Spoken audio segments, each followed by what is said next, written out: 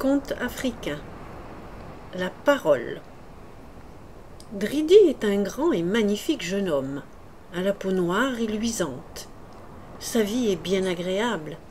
Chaque matin, il lui suffit de se promener le long de la plage, là où les petites vagues s'échouent, en poussant devant lui son épuisette. Et ainsi, il trouve sa nourriture quotidienne.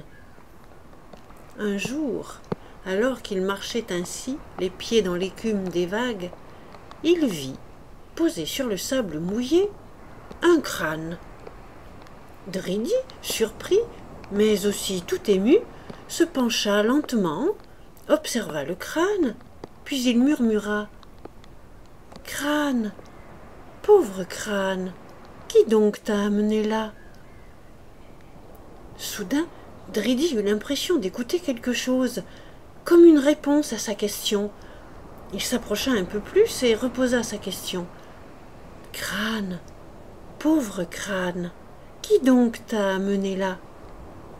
Et cette fois, Dridi est sûr, il a entendu le crâne murmurer « La parole !» Alors, aussitôt, il pensa au chef du village. Il faut que le chef soit au courant de ce prodige. Et il courut de toutes ses longues jambes jusqu'à la case du chef. Là, il le trouva, comme d'habitude, enfoncé dans des coussins, gros et gras, en train de manger. « Chef, chef, sur la plage, il y a un crâne qui parle. Venez vite voir. »« Ne vois-tu donc pas que je suis occupé ? Et tu oses me déranger ? » ?»« Chef, c'est un prodige, vous devez venir voir. » »« Écoute-moi bien, Dridi. Je vais effectivement te suivre et aller voir. Mais attention, si tu m'as dérangé pour rien, je te tranche la tête avec mon sabre. » Et le chef souleva son énorme ventre, se mit debout péniblement et sortit, à la suite de Dridi qui courait déjà sur le sable. Le chef finalement parvint jusqu'à lui et s'inclina au-dessus du crâne. Dridi, accroupi, prit la parole. « Crâne, pauvre crâne, qui donc t'a amené là ?»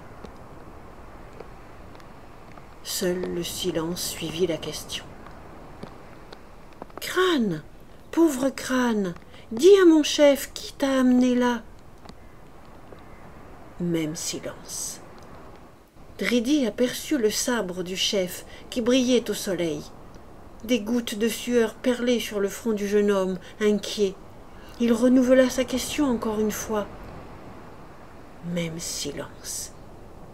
Il s'inclina un peu plus, tout près du crâne, et le supplia de répondre. Mais le chef, exaspéré, saisit son épée et d'un coup vif il trancha la tête de Dridi et rebroussa chemin. La tête de Dridi roula un peu dans le sable, puis s'arrêta contre le crâne. Alors, si vous aviez été là, vous auriez bien entendu le crâne dire « Crâne, pauvre crâne, qui donc t'a amené là ?» Et vous auriez vu les mâchoires de Dridi s'ouvrir, sa langue remuer, et vous auriez très bien entendu sa réponse. « La parole !»